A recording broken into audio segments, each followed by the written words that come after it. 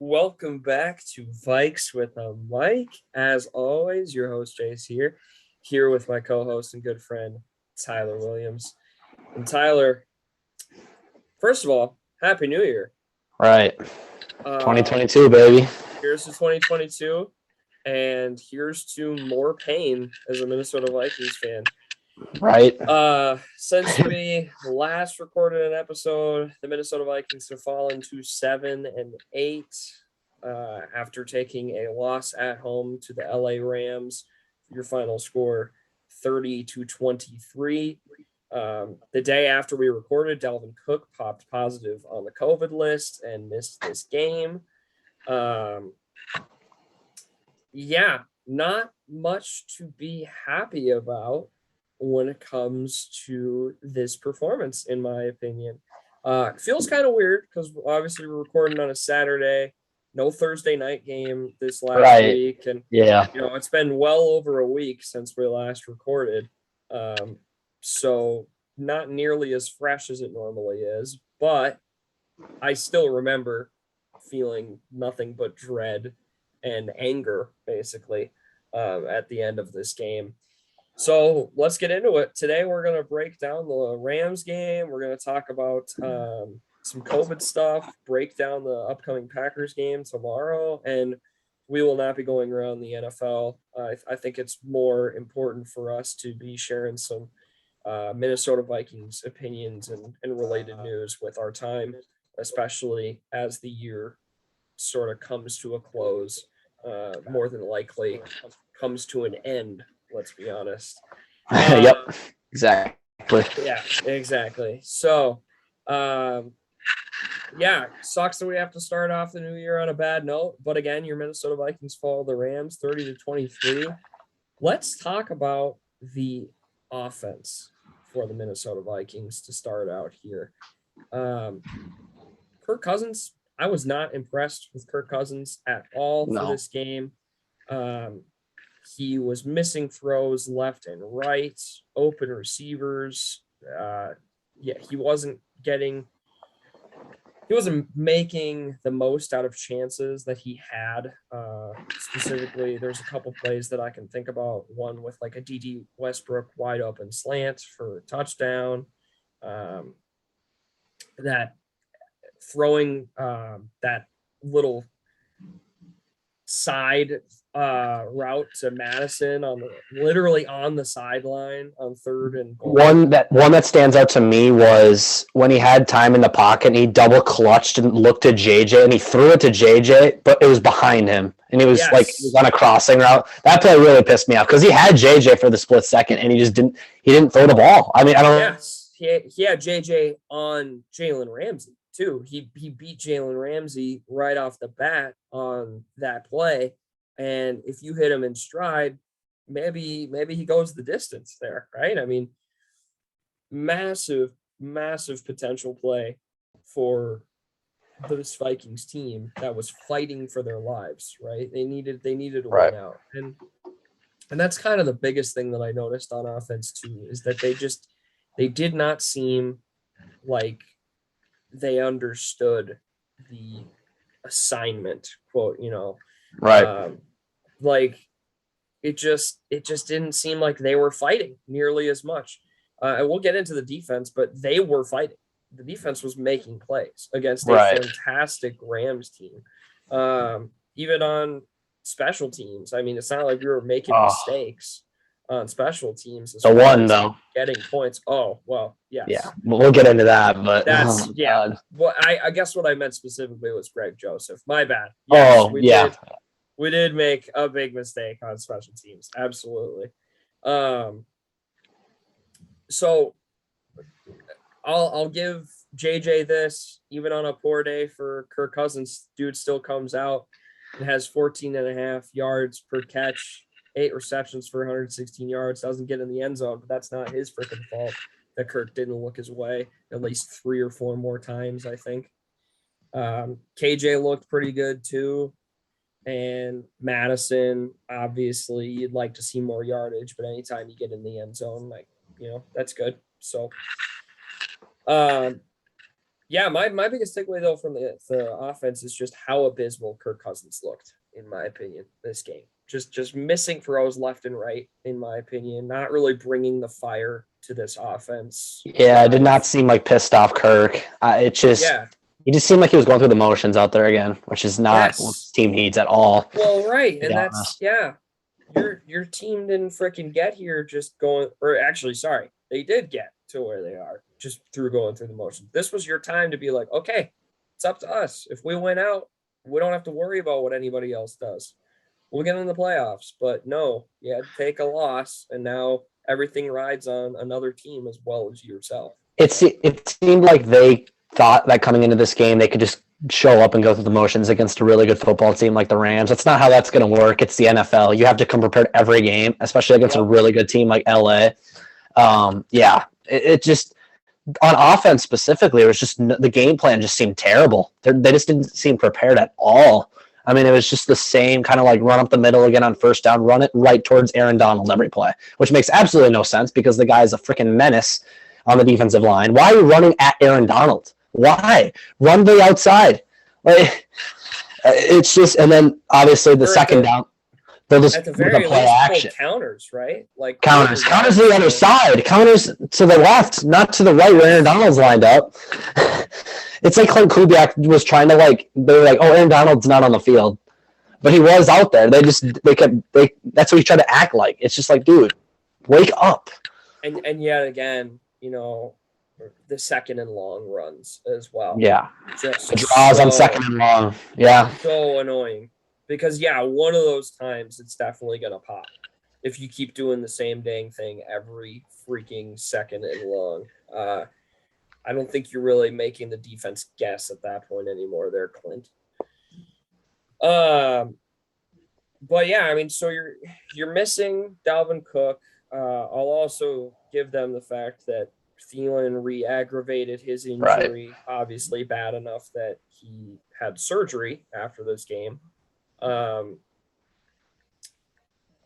that surgery, by the way, technically speaking, not that this is going to happen because it's not, but if the Vikings were to make a Super Bowl, there's a likelihood that the Adam Thielen would be back.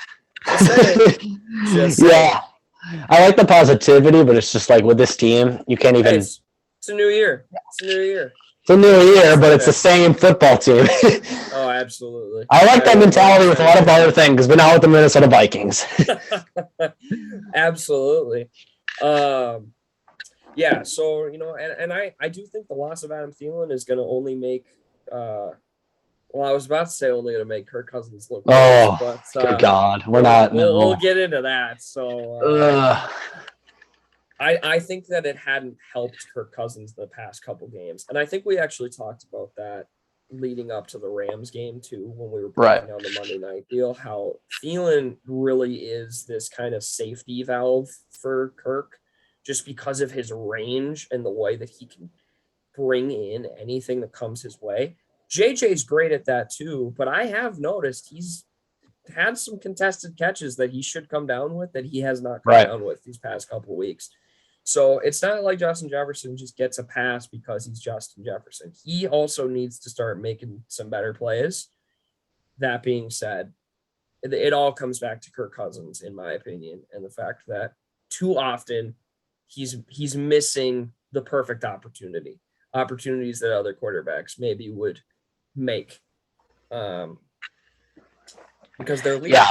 I think Adam Thielen also helps out JJ in a way where the defense isn't always just focused on JJ. I think that same thing happened with Dalvin out not playing in this Rams game. It was less so focused on the run as well. I mean, the Rams probably should have expected us to pass more, but we didn't. We kind of just kept running up the middle. It was the same game plan, even though Madison doesn't have vision. Like we do the same exact runs with Madison in there with Cook, and it doesn't go anywhere.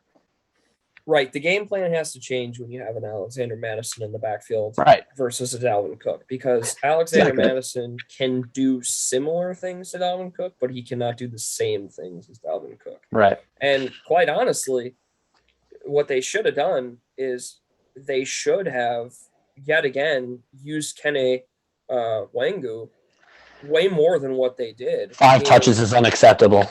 Yes, in specific situations. If you have a play call that is more than likely going to end up being thrown somewhere to a running back, I want Kenny Wangu out there. Right. And obviously you got to keep him out there and run the ball with him every once in a while too, so you don't just give that away to your defense. Yep. But yet again, the fact that he was only given the ball for rushes 5 times, and then he was only thrown to, I think he was thrown to maybe 3 times and caught 2 of them. Yeah, he caught 2. I don't see a target. I don't know. I think he had 3 targets though as well. So the point is, not nearly enough looks his way in this game when you're missing Dalvin Cook. You should be using Kene and Alexander Madison for what they bring to the table, as in, okay, well, Alexander Madison's more of a pure runner, so we can use him in situations where we would be using Cookie's pure running aspects. And Kene is a guy who you want out in space against another player. You're going to take that bet, 9 times out of 10, fastest guy in the NFL. So get him out in space and do that just like you would with Cookie.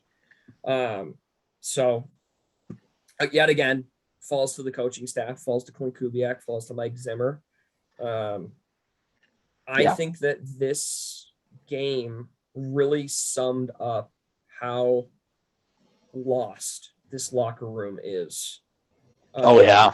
How this coaching staff obviously does not have the players anymore.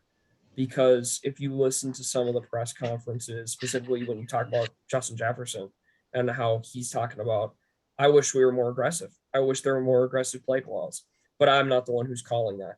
And that's embarrassing. That doesn't happen on good teams. Right. Yeah. And then the fact that him and Zimmer apparently never sat down and actually talked about that after he made that comment, that Zimmer just says, yeah, I get what he's saying. And of course he's frustrated because he wants to help the team win. And that's where I'm going to leave it. That he doesn't sit down with his wide receiver, or even if he does, that he's going to lie about it, which doesn't make any sense to me. But then you also talk, JJ brings up how he got to the stadium and the team didn't have any energy. He's trying to energize his boys before kickoff. And it's like, are you freaking kidding me, dude? How is your team life on the line? You have to be juiced up for this kind of game. Yeah, this is a playoff game right here, basically. Yes. Why aren't you juiced up? It doesn't make any sense. It's just absolutely disgusting. So yeah, that sealed the deal for me. It was like, okay, cool. Well, these Vikings are not going anywhere. If they can't get hyped up for games where it's do or die, winner you're done, then why should I get hyped up for the games? And what other game are you going to get hyped up for if you can't get hyped up for that game? It's just exactly.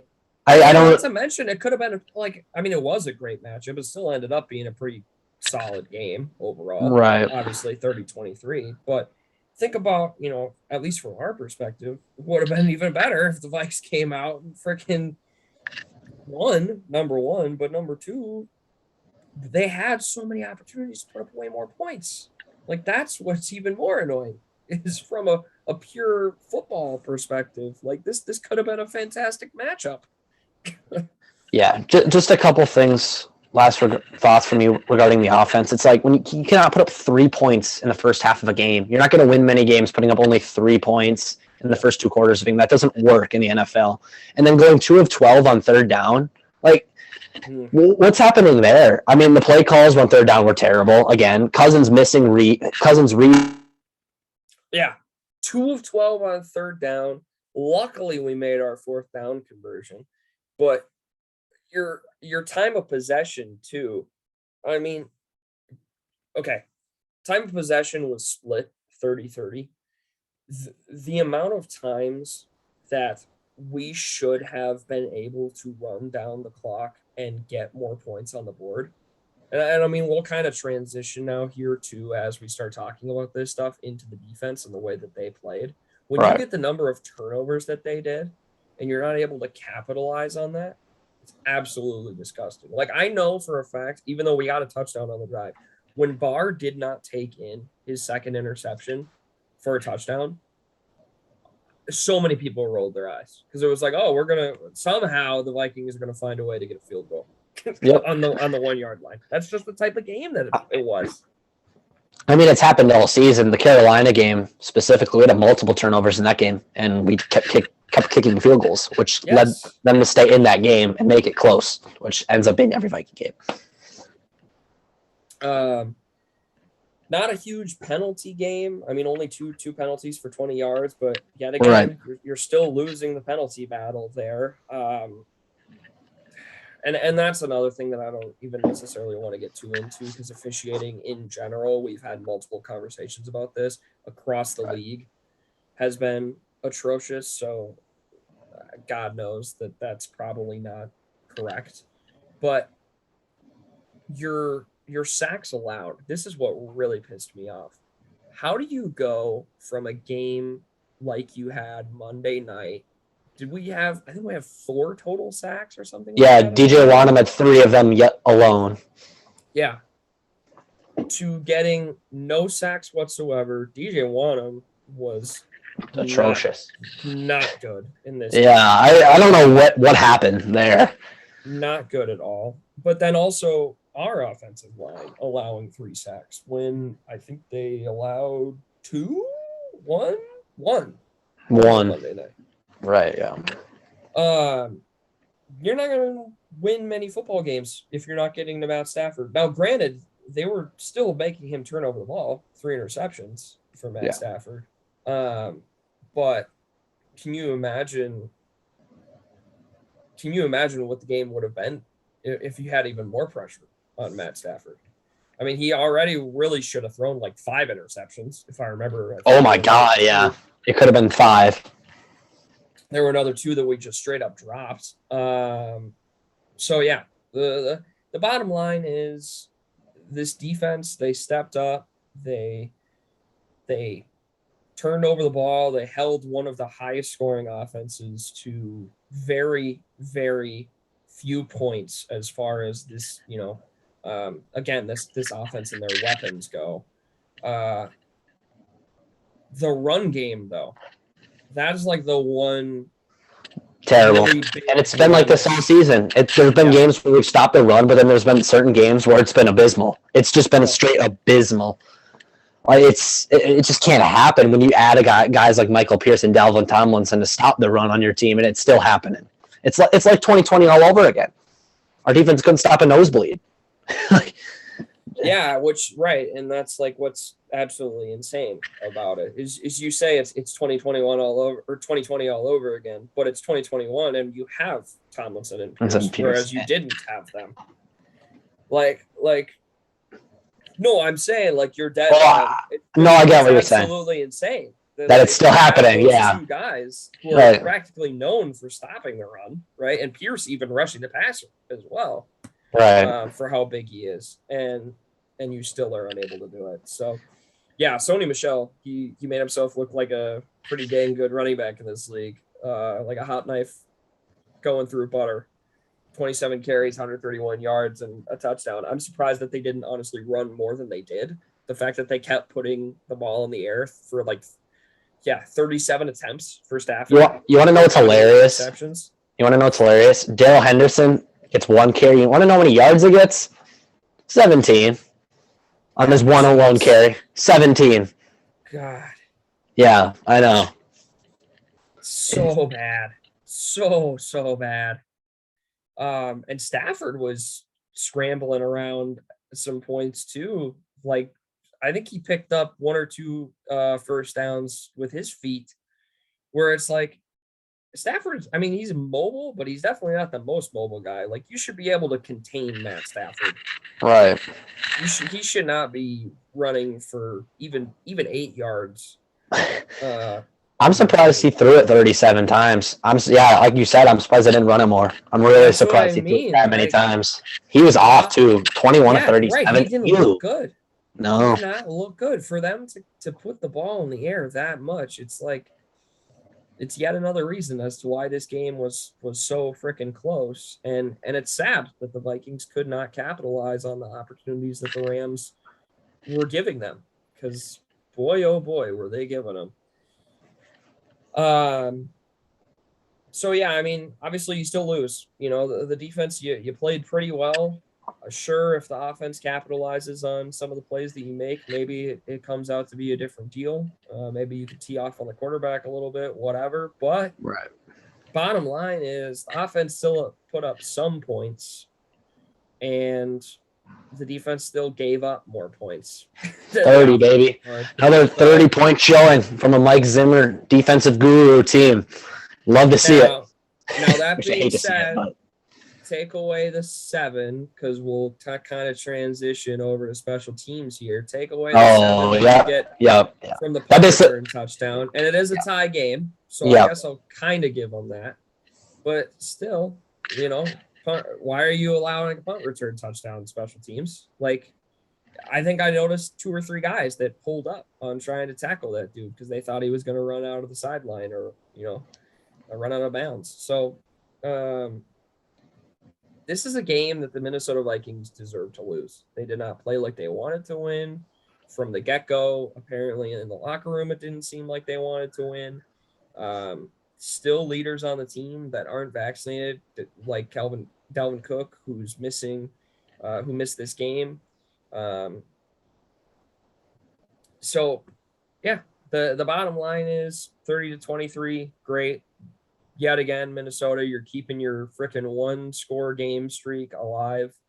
But boy, oh boy, is it getting really, really freaking old.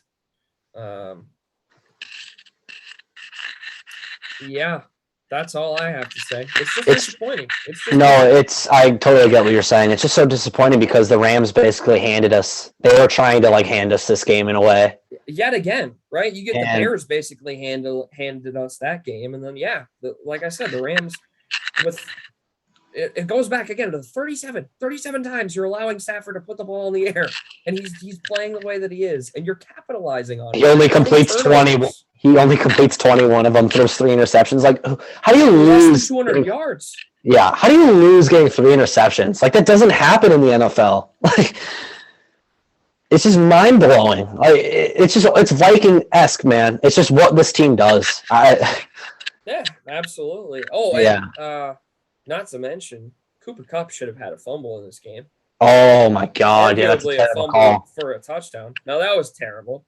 Yeah. And again, not like you don't even want to get to officiating stuff because it was early in the game, to be fair, but yet again, like an absolutely terrible call that totally changes the. It probably takes more points off the board for the Rams. It does take more points because they ended up going down and scoring on that drive, I believe.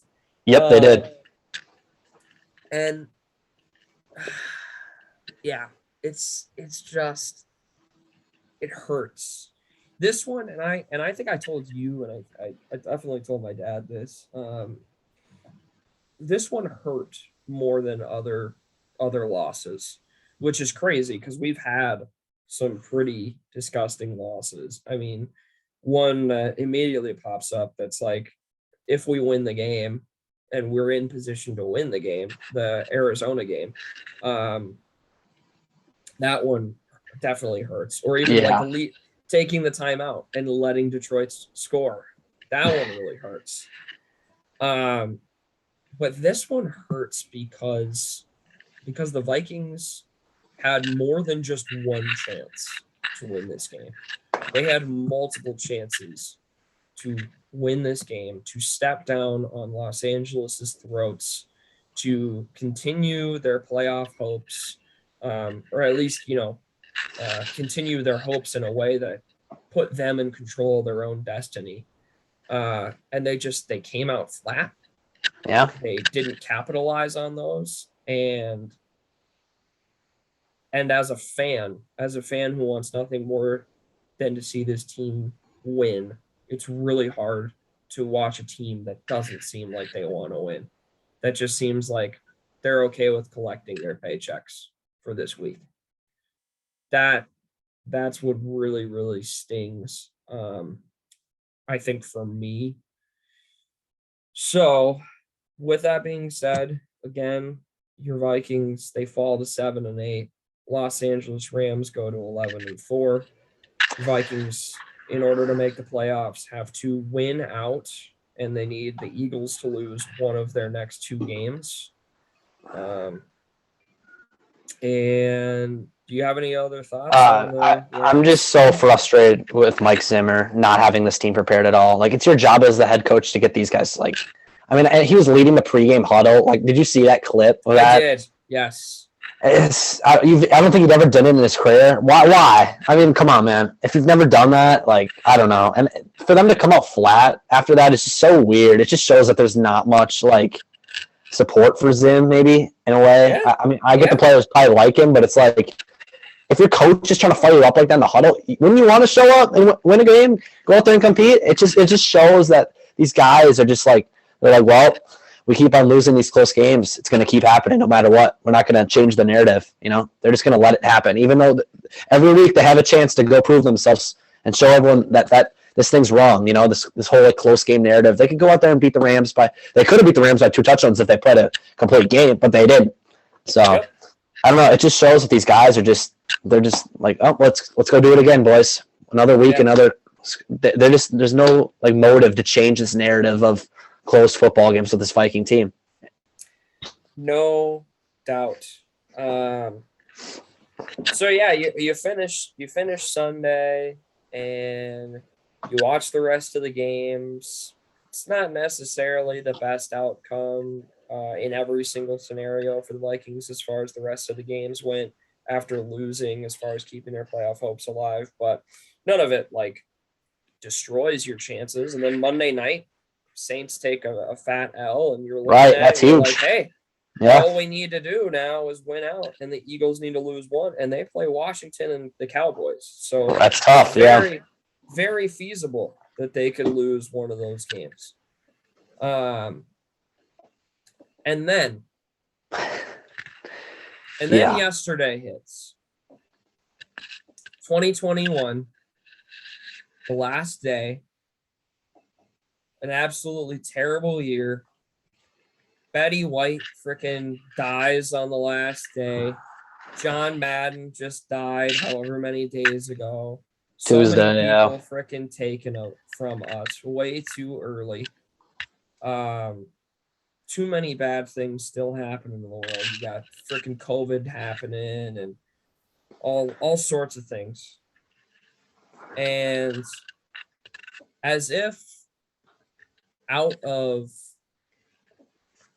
a storyline that just is way too on the nose, Kirk Cousins, the unvaccinated non-leader of the Minnesota Vikings, the best stats-only quarterback who cannot go out and fire up a team and be a leader and be a team player when it counts. The man who said he would do anything to make sure that he is available all season, except for, getting the vaccine, which is the easiest thing to do. The man who said, I'm going to put plexiglass all around me. The man who makes Mike Zimmer's blood boil. Test positive for COVID-19. Yeah. And will miss the Sunday night football game in Green Bay at Lambeau Field, frozen tundra, playoff hopes on the line. Prime time. Chris Collinsworth and Al Michaels on the call. Time. Oh my God. The football gods hate Minnesota, and I don't know why. It's sad, dude. So yeah, your Minnesota Vikings will be without their starting quarterback come tomorrow night against the Green Bay Packers. Let's just get this over with right out of the way. They're going to lose, and they're going to lose in horrible fashion. Oh, God, yeah. Sean Mannion will be your starting quarterback. Me and Tyler want to blow our brains out every time we read that on Twitter. After 2019, I was really hoping I would never have to watch Sean Mannion take a snap in NFL in my life, and it's happening in 2021. It's happening. It's happening in 2022. 2022. Sorry, I'm a day late, You're fine. It's just even worse. Sorry, it just shows that. It just shows, like, the last time I watched Sean Mannion play quarterback in the 2019 year against the Chicago Bears in the last week of the season, my head exploded watching that game. My head literally exploded. And now I got to do it again in a game that actually matters, though, this year. And it's probably going to end our season. So it's... in a game that means everything. Yeah. Yep. So, your Minnesota Vikings season is over, basically, is what we're getting at. And I mean, I can't wait. I can't wait to get into off-season talk. It's going to be fun. We're going to talk about draft picks. We're going to talk about cap space and who we can get in free agency. We're going to talk about head coaches. Yes. Yes, we're going to have a whole new coaching staff, hopefully, except for Patterson if he stays around. Can't wait to redo the freaking front office as well. Just keep Brzezinski. Hell, put him as our GM. Yep. Yeah, it's gonna be fun. So make sure that you keep tuning in to Vikes with Mike. But let's get into this absolutely atrocious Green Bay Packer Minnesota Vikings game that's coming up tomorrow night. Without Kirk Cousins. Now Dalvin Cook is back. Ooh, great. That's awesome. A little too late though. Yeah. Needed him last week. Needed him last week badly. So, I mean, there's a theme here, though, too, that I don't want to necessarily, like, move on from. The Minnesota Vikings, and we talked about this at length in the preseason when it first came out, and it was kind of a bigger deal because even Zim said in a press conference that he was imagining a scenario in which your team's life is on the line and we are the most unvaccinated team in the league. And you need your players and they're unavailable because they have COVID late in the season. And I mean, the dude's like a clairvoyant. Like, it's absolutely amazing because everybody knew. It was like, oh, it'll definitely be for the Packer game. And it was always jokes, but like for that to genuinely come true. It's only Minnesota Viking. That only happens to this team. Vikings. Yeah. Exactly. Seriously. It only happens to this team. And especially with the new protocols and all this stuff, it's horrible. Anyways, point is, Kirk is not the only one. We've already been over Dalvin Cook. Thielen is unvaccinated. Harrison Smith is unvaccinated. God knows who else is unvaccinated. Dalvin Tomlinson. Dalvin Tomlinson is unvaccinated. Like, there's plenty of dudes that are unvaccinated. Leaders on this football team, and for them to not take that easiest step towards making sure that they are available, to not say we're going to get vaccinated so that we can be in the best position. Now, that doesn't necessarily mean you're not going to get the virus, but it hopefully at the very least means it gives you an advantage over the unvaccinated. Let's say that. Right. Yes, absolutely it does. It gives you a higher chance of not getting it in the first place at the very least. And then even if you do, you don't have to quarantine for as long. So maybe you don't miss a game. Well, I don't know if it's because Zimmer had already lost the locker room. I don't know if it's just because our team is composed of a bunch of selfish players. I don't know what it is. There's a lot of different opinions out there, and I'm not going to tell somebody how to live their life, but it is absolutely disgusting. And every Minnesota Vikings fan out there should be disgusted. I've seen a lot of people on Twitter coming to Kirk's aid and being like, even if he was vaccinated, he'd still miss the game. Well, if he was vaccinated and got it, yeah. But if he's vaccinated, there's no guarantee that he gets it in the first place. That's the whole point. Right. It makes it harder for him to get it if he is vaccinated. Obviously, if he was vaccinated and got it, you wouldn't be hearing the uproar that you are hearing right now, because that would have been completely out of his control. In this way, it feels like it's in his control to an extent. All I'm going to say in that regard is if he gets vaccinated and he misses this game, he did everything he could. You know what I mean? Like, maybe not in a way, but if you get vaccinated, that's like the most you can kind of do. I mean, as like an NFL right now, I should say. Absolutely. Vaccinated, like, get your shot, and then it's like you have a better chance of not getting it. You know, he did what he could, and if he gets it, it is what it is. You know, you can't really be mad at him. It's spreading like crazy right now. So right, you can't be mad at him if he gets it and gets and is vaccinated. But I sure as heck can be mad at him if he's unvaccinated and gets it, because he's putting himself in a situation in which it's more likely that he's probably going to get it. That's the point. And again, like, I don't want it to be lost on people. It's not just him, and it's not even just for the Vikings. There's plenty of other leaders in the NFL too, massive named players that are not vaccinated, and all of them are selfish, and all of them are screwing over their teams if they get it and miss time, especially teams that are headed to the playoffs, unlike probably the Vikings. But that's my big rant on COVID. Lord knows that in 2022 would be amazing if we could finally put this crap behind us.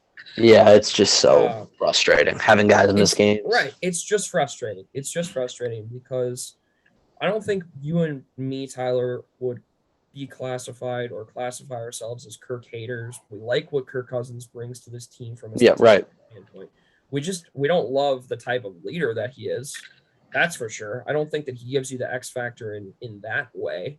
But he's definitely a solid quarterback. It would be anybody who is out there rejoicing in the fact that Kirk Cousins is going to miss this game because it means that I'm not go or whatever. God, no. No, he gives us the best chance to win this game. Like, we're not saying that at all. We have never said that.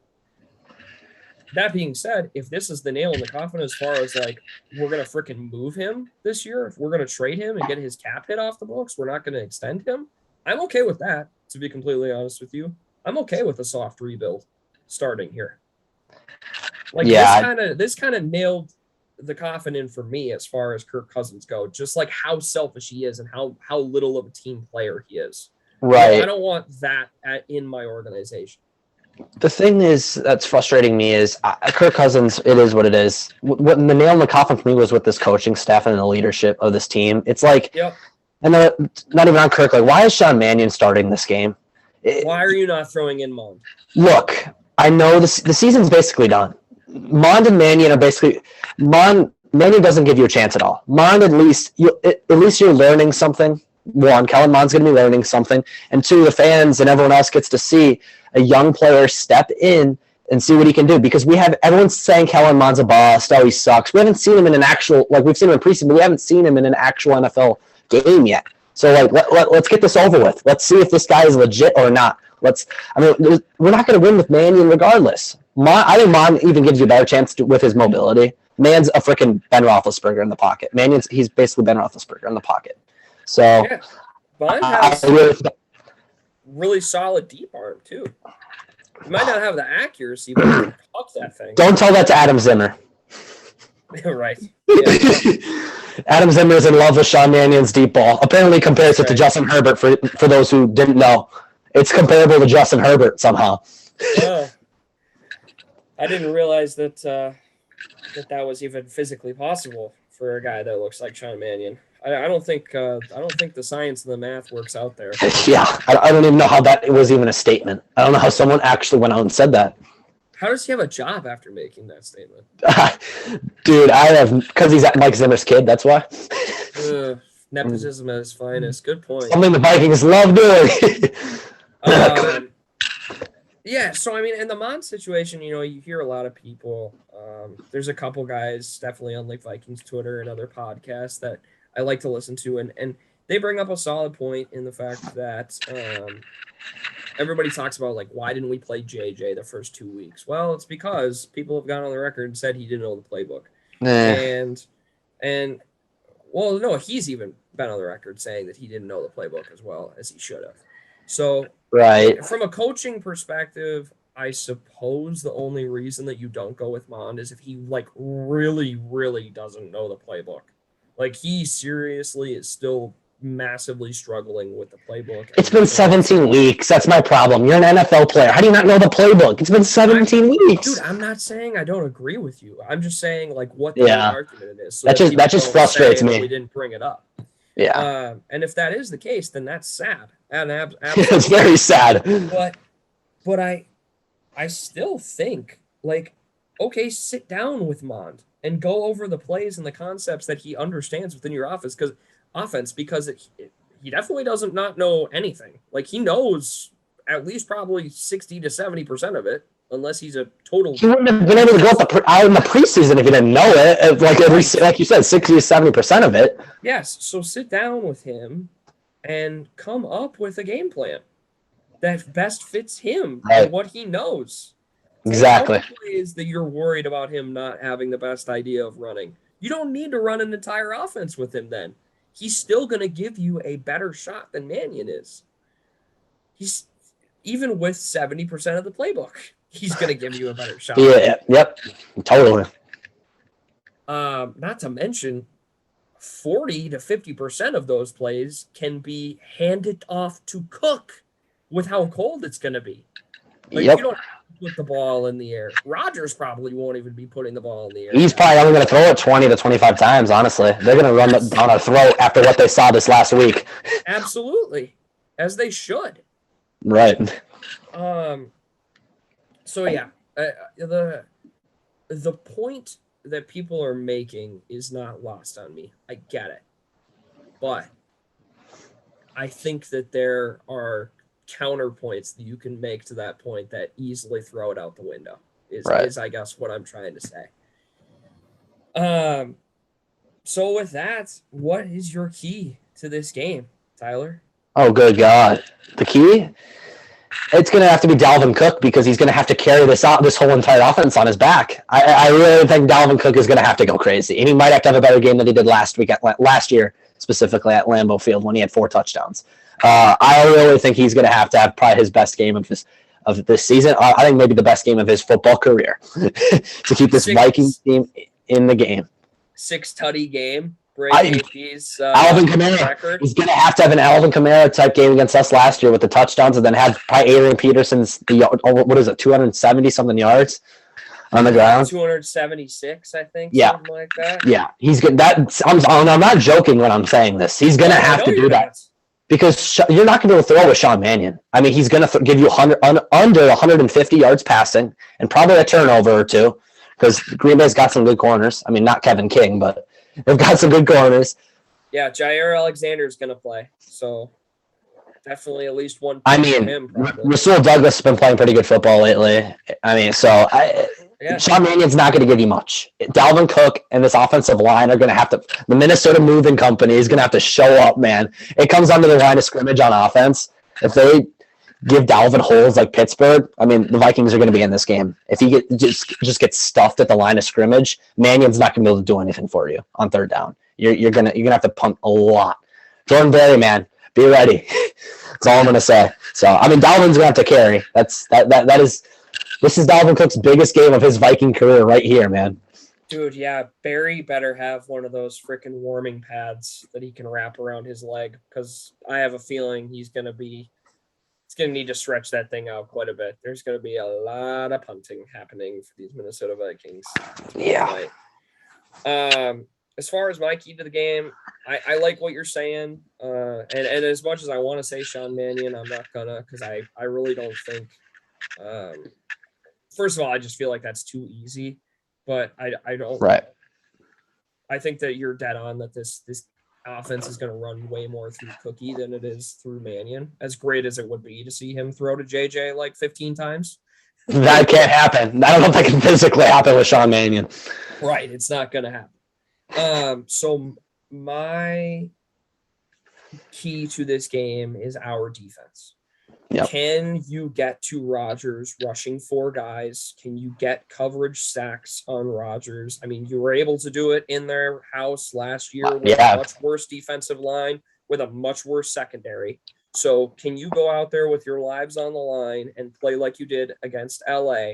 Can you come out here with the fire that your team needs and lead them to a victory? You've already beat Green Bay once. Granted, you had Kirk Cousins, but you already beat Green Bay once. Like, it's not like it still isn't just any given Sunday, gentlemen. Right. It still is the NFL. Yep. Everybody's here for a reason. As much as we,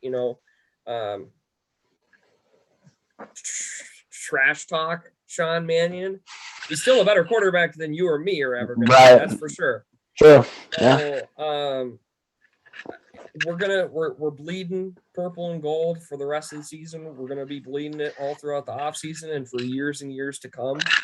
But that's the thing. Can can the defense get a score or two? Even? Yeah. Can you get in the end zone for your team? You know, can you get a safety or whatever? Like, can you put points on the board? That's a even bigger key maybe to this game, with the struggles that this Minnesota Vikings offense might face. With that, I will start with my score prediction, seeing as I think you've given yours first quite a few times. I don't think it's going to be like this absolute insane blowout just due to the cold. Yeah. Unless our defense just lets Aaron Jones and AJ Dillon run for like 200. And I won't be surprised. Which is possible. Yeah. But I think it's going to be somewhere in the range of probably 28-10 Green Bay. 28-10? Shit, that's close to mine. You know what? I'm gonna go 34-10. I'm gonna say one more score. And I think I can guarantee you that lone Viking touchdown is in the fourth quarter, and I actually do think it's Dalvin Cook who gets a touchdown. It's gonna be it's gonna be Sean Mannion running up the gut. Oh my God! If that happens. 4th and 2 or 4th and 4 actually, from the. Sorry, I shouldn't say it's only gonna happen in the fourth. I think it could happen in the second quarter, but I mean the Vikings will have like one good drive, and Dalvin's gonna punch it in, and then it's just gonna It's just gonna fall apart. Yeah, it's just nothing's gonna happen the rest of the game, and that even happens with Kirk in the game, people. So don't like. Yeah, that's a good point. It happened in the first half of the entire game against LA last week. So that is a fantastic point. Well, with that finishes this episode for Vikes and Mike. We're not going to get into any NFL games just because it doesn't really make much sense right now. Right. But it'll be great to watch all throughout Sunday, tomorrow. Who knows? I'm willing to bet now, especially with Kirk out, and this is basically a guaranteed L for us, that the Eagles are going to lose tomorrow or something. Oh, it's already going to be like set up, you know. It's already going to be like all you have to do is win out, you know? And then we still fail. And we still will end up screwing it up. So with that, thank you all so much for listening.